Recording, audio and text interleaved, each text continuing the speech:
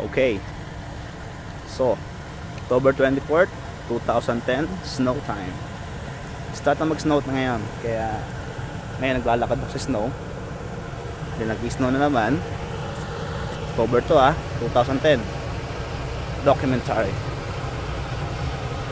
Huling lakad ko.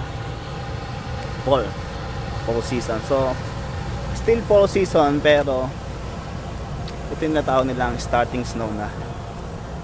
Snow na ngayon sa Canada. So I'm going to work now. Prepare myself to go into work.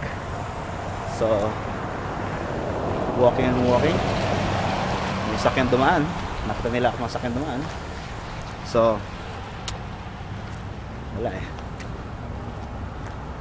Ito may isa. Hello.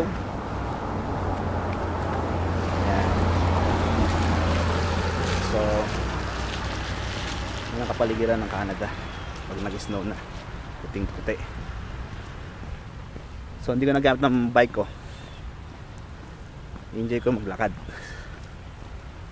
Okay, see you later guys, and God bless.